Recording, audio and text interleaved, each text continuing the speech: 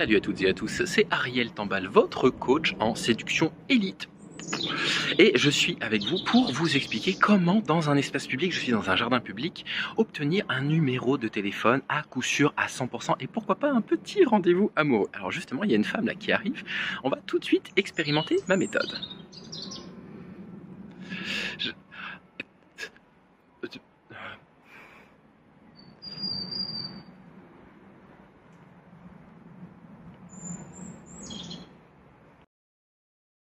Alors je sais très bien à quoi vous pensez face à cet authentique et néanmoins très étrange témoignage de ce jeune homme, certes débordant de confiance en lui, mais manquant cruellement de charisme et devant d'urgence partir acheter un rouleau contre les poils de chat. Vous pensez à de la pâte à go. Vous vous dites peut-être, oui d'accord, mais s'il avait eu la bonne méthode, peut-être qu'il ne serait pas rentré Fanny, pas le prénom. Mais j'ai une autre hypothèse à vous soumettre. Une hypothèse hautement contestée, je l'ai bien vue tout le long de mon travail sur la chaîne, et cette hypothèse c'est la suivante. La rue n'est pas un endroit pour draguer. Non. Salut à toutes et à tous, c'est Stéphane pour la chaîne Foilier, je vous remercie de me retrouver chez moi et donc chez vous. Ah, la drague de rue. C'est un truc dont on a déjà parlé des dizaines de fois sur la chaîne, mais étrangement, j'y avais encore jamais consacré un épisode entier. Alors si vous êtes installé devant cette vidéo en vous disant qu'avec les bonnes méthodes de drague de rue, on va niquer ce soir, restez quand même 5 minutes au cas où. Alors d'abord, parlons chiffres. 4. 7. 1. Une étude nous dit qu'aujourd'hui, environ 5% des couples se rencontrent dans la rue. Et dit comme ça, 5%, ça a quand même l'air pas mal. Oui, en fait, sauf que ces chiffres comptent les fameuses rencontres dans la rue, mais aussi les rencontres entre vos voisins, sur votre palier, dehors, durant les fêtes de voisinage ou les petits événements de quartier comme, je sais pas, les balles populaires, les kermesses ou les tournois d'attrape-souris. Autrement dit, on n'a pas vraiment de chiffres sur l'efficacité de la drague de rue, mais il semblerait qu'on soit quand même un petit peu moins proche du « t'inquiète, j'ai une technique infaillible que je vends dans une formation de 160 € pour pécho à tous les coups dans la rue », et un peu plus proche du « d'habitude il y arrive très bien, mais que là, visiblement, ça marche pas ». Ici, on va pas trop chercher à comprendre pourquoi ces coachs de toute origine sociale d'ailleurs, contrairement à ce que disent les fachos, s'évertuent à vendre bien trop cher des formations ridicules. Plus de cash. Mais plutôt, pourquoi ça ne marche pas, tout simplement. Et pour ça, on va remonter dans le passé. À une époque lointaine, très lointaine. Une époque où les hommes vivaient encore en harmonie en boys club. Une époque où l'on pouvait encore dire et faire des trucs comme agresser des femmes en toute impunité. Le temps béni du harcèlement impuni. Bienvenue dans l'époque reculée de 2017. Oui, c'était il y a 6 ans en fait. Alors, bien qu'on puisse dater la naissance au forceps et sans péridurale de MeToo en 2006, c'est bien en 2017 que cette vague a déferlé sur le monde. L'usage massif des réseaux sociaux a permis aux femmes de réaliser un exploit jusque-là rarement accompli, celui de forcer les hommes à les écouter. Alors là, félicitations, enfin les hommes ont écouté quelque chose que les femmes leur disaient. Et il était temps.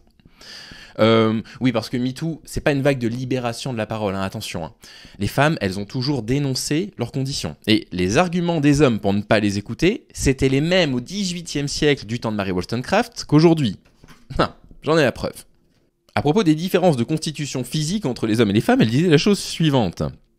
Non content de cette prééminence naturelle, l'homme essaie de nous abaisser encore davantage, uniquement pour nous rendre les objets attrayants d'un quart d'heure d'attention, et les femmes, enivrées des adorations que leur prodiguent des hommes, qui n'obéissent alors qu'à l'empire de leur sens, ont le tort impardonnable de ne pas chercher à faire naître un intérêt durable dans leur cœur, ou à devenir les amis de leurs semblables qui trouvent du plaisir dans cette société. J'ai partout entendu crier contre des femmes masculines qui, voulant ressembler aux hommes, cessent d'être elles sans devenir eux. Ah, ces femmes en 2023 qui veulent devenir des hommes. Et vice versa. Sauf que là, patatras. Le nombre d'histoires relatant des faits d'agression sexuelle est juste terrifiant à partir de MeToo, et on comprend un truc assez rapidement, c'est que non seulement toutes les femmes ont l'air concernées de tout âge, toute origine sociale, mais en plus il n'existe pas un endroit, pas un lieu dans lequel on leur fout la paix. Et la rue semble être un endroit privilégié par une partie des hommes pour laisser libre cours à leur imagination pour aller harceler leur proie. Avant d'aller plus loin, parce que je sais très bien qu'on va me rétorquer « Oui, mais la drague de rue n'est pas forcément du harcèlement, le fou allié fait des généralités car il est un cuck. Il est un sous-homme, un puceau s'il en est, qui n'a pas le courage de parler à des femmes car il lui manque des cheveux. » Je tiens quand même à remercier celles et ceux qui participent à la cagnotte judiciaire contre Psyodélique et à celles et ceux qui permettent sa diffusion sur les réseaux sociaux. Je vous en remercie très sincèrement, c'est ça qui va permettre de porter les dossiers judiciaires de tous les plaignants et toutes les plaignantes. Alors oui, je sais très bien à quoi vous pensez. À de la pâte à gaufre. Non, ok, j'arrête avec cette blague, excusez-moi. Vous allez me dire, draguer et harceler, c'est pas la même chose. Oui, je suis au courant, merci. J'aimerais quand même vous signaler, sans vouloir me la raconter, que j'ai eu 10,75 à mon brevet de français, s'il vous plaît. Alors je crois que je connais encore la définition des mots que j'utilise. Et il m'arrive encore, de façon dromadaire, de consulter un dictionnaire. Hebdomadaire. Avez-vous déjà vu un dromadaire gravir une dune ? Importé au 19e siècle par les Européens, le dromadaire d'Australie... Qu'est-ce que je suis en train de raconter ? Alors tu pourrais, toi, penser, homme aux attributs physiques hors normes, et qui ne doute jamais de lui, que ça va, c'est bon. On peut encore draguer dans la rue. Sauf que... Ouais, mais c'est pas toi qui décide. Quand on donne la parole aux premières intéressées, on découvre sans surprise que 63% des femmes de moins de 35 ans subissent du harcèlement de rue quotidien, et près de 90% en subissent de façon dromadaire. Ce qui amène au point suivant. Même si toi, pétri de bonnes intentions, redresseur de tort, cajoleur des femmes, don Juan moderne incompris, spécialiste des tirs au but, idolâtre invétéré de la jante féminine, tu te sens la divine mission de dire à voix haute à toutes les femmes qui passent sous tes yeux ce que tu penses de leur physique, et petite parenthèse, elles s'en contrefichent, la probabilité est assez élevée pour qu'un autre de tes congénères mammifères, vertébrés, bipèdes, en quête d'un réceptacle pour distribuer pro bono et sans demande de retour sur investissement, s'il vous plaît, son matériel génétique, afin de féconder sans son consentement la dite personne, soit déjà passé avant toi la minute d'avant. Mais oui, c'est clair. Excusez-moi, c'était trop long et c'était confus. En d'autres mots, avant toi, il y a d'autres relous qui se sont adonnés à de la drague de rue sur la même personne. Et là, on touche à une des caractéristiques juridiques du harcèlement. Le problème, c'est pas ta remarque à toi. Le problème, c'est les remarques dans leur ensemble. La tienne, celle d'un autre, d'encore un autre, etc. Ça fait beaucoup là, non? Ouais, ça fait beaucoup. Mais au-delà de cette explication assez prosaïque et bêtement juridique qui pourrait néanmoins t'éviter un jour une garde à vue, pourtant méritée, il y a un truc dont il faut qu'on parle. Non, parce que moi, ça fait plus de 2 ans que je parle de ces sujets sur la chaîne et je commence à connaître vos arguments, ou plutôt votre argument principal. C'est le suivant. Oui, mais moi, si ça m'arrivait, je serais très content de me faire draguer dans la rue par une femme, c'est assez flatteur d'être complimenté, c'est comme ça que vous sonnez dans ma tête, je vous le répète. Sans déconner, on dirait parfois que vous n'avez pas encore découvert l'eau chaude. Et ça nous fait nous poser une question essentielle. Vous buvez votre café froid ? Si tu faisais partie des 50% ayant subi depuis toutes les époques connues du monde, y compris l'euro remporté par la Grèce, la domination masculine, et qu'il n'y aurait dans ton entourage, à condition que tu aies eu la chance, toi, que ça ne se soit pas arrivé, aucune femme n'ayant jamais connu le viol, il y a des chances pour que tu te méfies des hommes. Non, parce que le viol, c'est quand même un sacré fait social, pas fait divers. Entre les viols punitifs, les viols conjugaux, le viol en tant qu'arme de guerre, l'inceste, les agressions sexuelles en tout genre, les injures misogynes, les remarques sexistes et autres, si par miracle, toi et ton entourage y avaient échappé, un simple coup d'œil sur les chiffres alarmants qui font état de 100 à 300 000 viols par an en France, et tu comprendrais pourquoi, lors d'une rencontre en face à face, un homme et une femme ne réagissent pas de la même façon. Alors oui, dans une société sexiste où les rôles de genre et de sexe stéréotypés mettent l'homme dans la position de l'acteur de la drague, et la femme dans une position strictement passive, une société dans laquelle les femmes ont toutes les raisons de craindre un homme inconnu, quand l'inverse est faux, il est compréhensible que tu réagisses avec beaucoup plus d'enthousiasme au fait qu'une femme vienne te draguer dans la rue, un peu comme un corgi vivrait le plus beau moment de sa vie à chaque fois qu'on remplirait sa gamelle.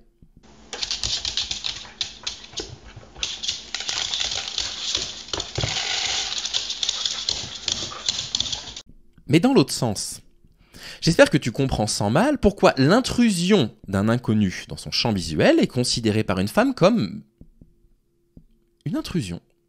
C'est ça ce que tu représentes pour les femmes que t'interpelles dans la rue. Un homme intrusif. Alors si ta réaction d'ado frustré à ces propos se limite à me dire en commentaire « Oh lol, le fou allié, il donne des conseils de drague alors que son body count est probablement de 2. Je vais aller dans la rue et te prouver que tu as tort. » Je te réponds Non, non, non, t'arrêtes ça, Baptiste! La drague, c'est censé être le début d'une relation. Et pour qu'il y ait relation, il faut que les personnes soient consentantes et en partagent un désir mutuel. Il y a toute une série d'endroits propices à des rencontres. On a même des applications dédiées à cela aujourd'hui. La rue, ça n'en fait pas partie. D'autant que, et là on est sur un mâle alpha sur 20, le rapport dans la rue, il est quand même souvent inégal. Inégal parce que des nombreux témoignages que l'on reçoit à propos de la drague de rue, du harcèlement de rue, on va appeler ça maintenant, il semblerait que ces micro-agressions quotidiennes, elles aient lieu quand vous êtes en bande, et quand bien même vous seriez seul, vous vous en prenez à des femmes elles aussi seules. J'ai besoin de vous rappeler les différences morphologiques entre les femmes et les hommes qui suffiraient à elles seules à expliquer pourquoi certaines femmes ont peur de nous. Alors c'est très courageux de votre part d'agir sans la présence de gardiens pour vous interrompre, hein, même si parfois ça n'en arrête pas certains. C'est quand même sacrément lâche. Hein. Et si vous ne comprenez pas ce que je sous-entends quand je parle de gardien, je recommande cette excellente vidéo de PsychoQuack qui explique comment survient un acte violent. En voilà un extrait.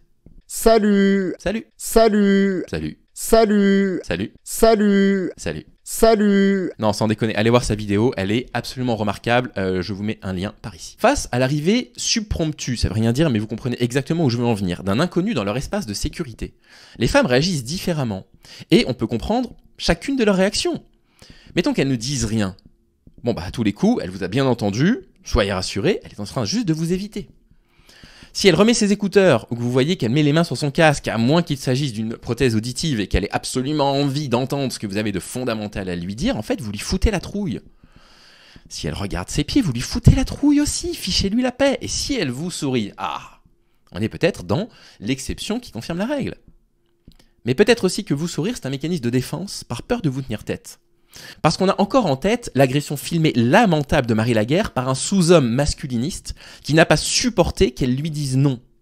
Ne pas supporter qu'on nous dise non, ça aussi, c'est mal alpha sur 20, bravo, bravo les mecs. Ah oui, et puis alors il y a aussi le fameux argument de la misère sexuelle, qui justifierait la drague de rue. Un argument qui prétend que nous, hommes alpha, pauvres vers, errant dans l'indifférence de la source infinie de ces femmes, qui osent ne pas reconnaître nos corps d'athlètes, accablés d'un destin tragique tel Atlas, soulevant la misère du monde à la force de ses pauvres épaules galbées et bien huileuses, poussant de la fonte, sans aucun autre but que celui de la promesse d'être enfin considérés comme des êtres virils, tête basse, portons en silence le fléau de notre condition d'esclave humain, que la vie a privé de toute forme de plaisir, et dont vous, les femmes, contribuez à nous isoler, en refusant qu'on vous impose des rapports sexuels que vous ne désirez pas.